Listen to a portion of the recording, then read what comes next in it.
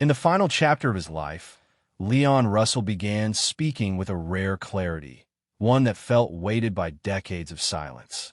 He was a man who helped define the sound of multiple generations, yet spent much of his career hidden behind the brilliance of others. As time grew short, Russell finally allowed himself to revisit memories he had guarded for years, especially those connected to George Harrison. What he revealed was not scandal or bitterness. It was something far more human, a quiet truth about the emotional cost of standing beside legends while fighting private battles no one else could see. This was not an accusation. It was a release. In the months leading up to his passing in November 2016, Russell reflected on moments he had never fully addressed in public. One memory, in particular, stayed with him for decades. A studio moment from the early 1970s during his collaboration with George Harrison. Harrison, known for his meticulous focus, asked Russell to repeat a musical passage again and again. Hour after hour, the same notes, the same phrasing. Finally, exhausted and frustrated, Russell approached him and asked a question that captured everything he felt inside. Do you want me to play the same thing 168 times, or 168 different things? For Russell, repetition felt suffocating. He hated feeling trapped inside someone else's vision while suppressing his own instincts. Yet Harrison didn't react with anger. Instead, he listened. When Russell played something new, something spontaneous and entirely his own, Harrison lit up and asked, "That's great. What is it?" Russell's response was simple and telling. That's number one.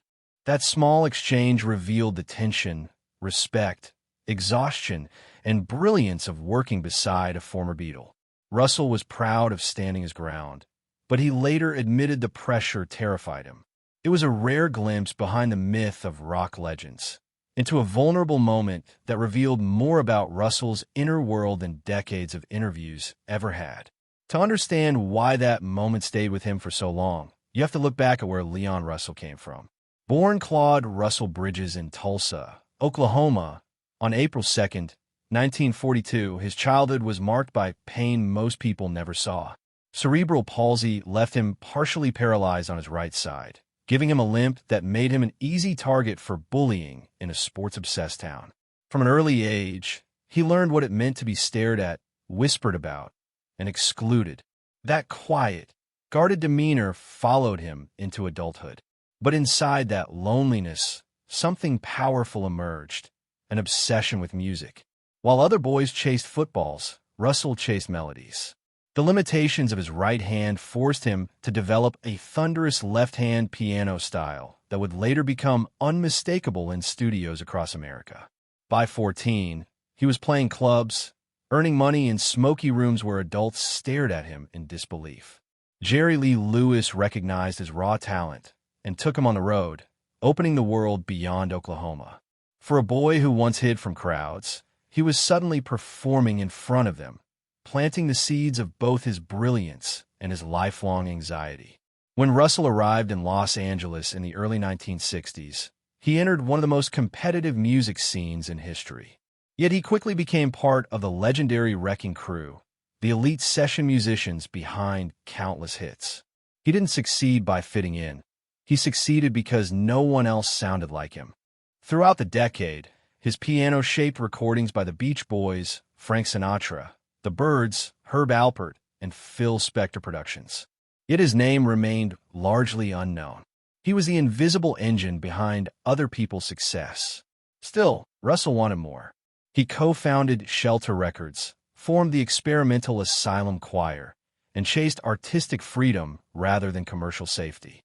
That freedom eventually brought him into the orbit of Delaney and Bonnie, and soon after, into the center of one of the most chaotic tours in music history. By 1969, Leon Russell was no longer just a session player.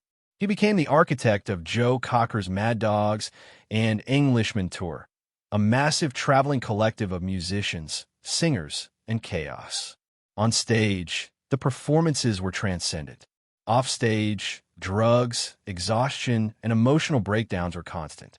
Despite being the heartbeat of the tour, Russell was overwhelmed.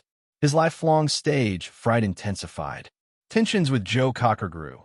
especially when the media began focusing on Russell more than the headliner. The tour made him famous, but it also began his emotional unraveling. As that chaos peaked, another defining chapter began: his work with George Harrison.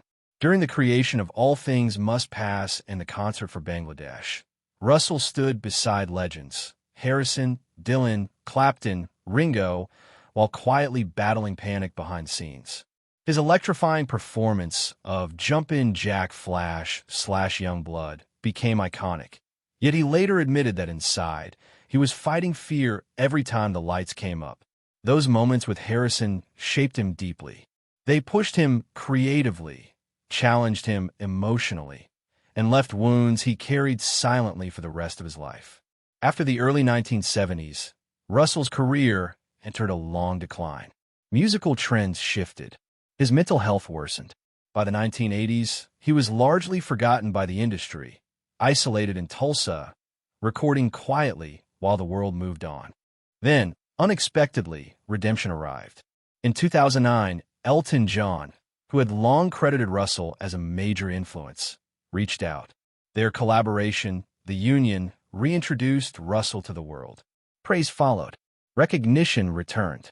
In 2011, he was inducted into the Rock and Roll Hall of Fame, decades later than he deserved. Leon Russell passed away peacefully on November 13, 2016, at age 74.